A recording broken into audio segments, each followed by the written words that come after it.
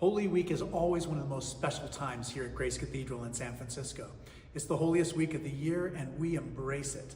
And I'm going to tell you a little bit about our schedule, but I want to tell you a little bit about the history of the Easter Vigil at Grace Cathedral too. So Holy Week always begins with a Palm Sunday palm procession. So we bless hundreds and hundreds of palms. We had 1,000 people here for Palm Sunday this year. We blessed all the palms in the very front of the church by the big, huge font. And then we remembered Jesus' triumphant entry into Jerusalem and waved our palms and sang Hosanna in the highest. And it's such a powerful expression of joy. And it was so beautiful. And then at Grace Cathedral, we do something that's a little bit different than other churches. We go through the whole Palm Sunday rite. And then at the very end, we read the Passion. So we read the story of Jesus' betrayal and crucifixion by the religious authorities of his time, his betrayal by his friends. So it's a very powerful thing. We go into the church with this incredible feeling of joy, and we leave with a sense of the weightiness of sorrow and suffering. So that's our Palm Sunday. On Tuesday, all the priests in the whole diocese, all the deacons, all the clergy come, and we bless oils, the holy oils for healing and for anointing for all the churches in the whole diocese. On Wednesday, the men and boys choir sing the Tenebrae service.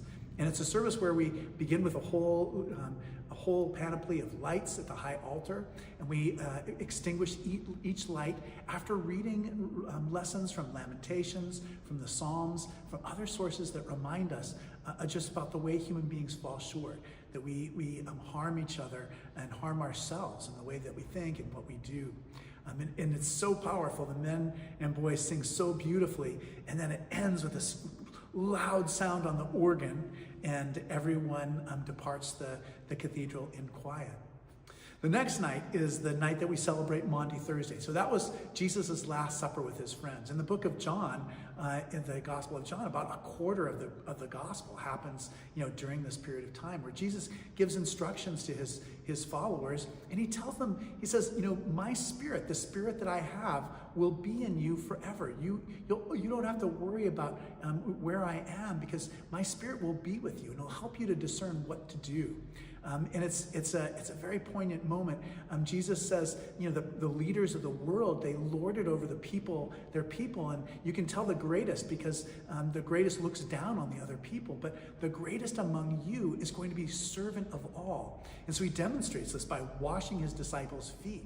And Peter says, you shouldn't wash my feet. And Jesus says, you need to have your feet washed by me. And Jesus insists, and so he washes his friend's feet in this beautiful symbol of humility. And then what we do is we take everything that's in the cathedral, all the cushions, all the candlesticks, everything we take out of the cathedral.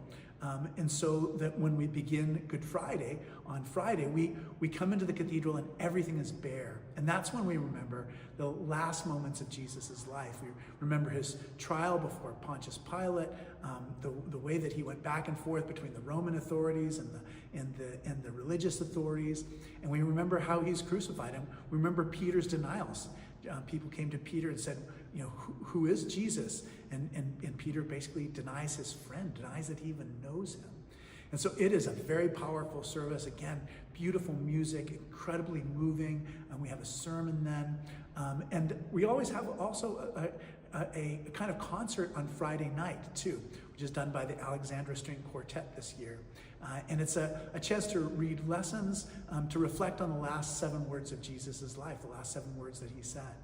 And then the most amazing thing is the next day, on Saturday night at 9:00 p.m., we celebrate the Easter Vigil.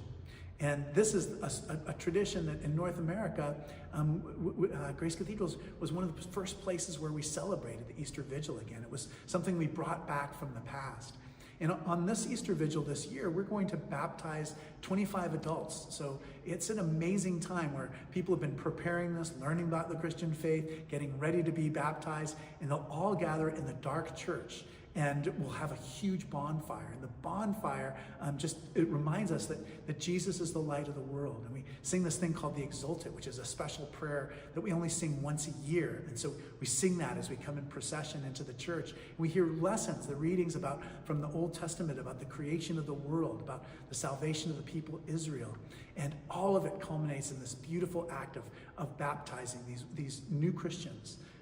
And then the next day, we have church services at 8:30, 11, and 6 o'clock. And we have thousands of people who are here, all celebrating the resurrection of Jesus. This isn't about something that happened a long time ago.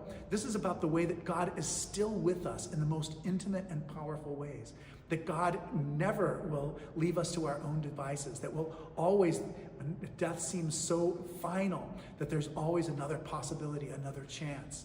And that's what we remember on Easter Sunday. We'll have an orchestra here at the 11 o'clock service, and we'll have beautiful music. But all of it is to remind us that God never gives up on us, that God is always with us. I have no idea where you will be, but that's how we celebrate Easter at Grace Cathedral. This is how we celebrate Holy Week. I pray as I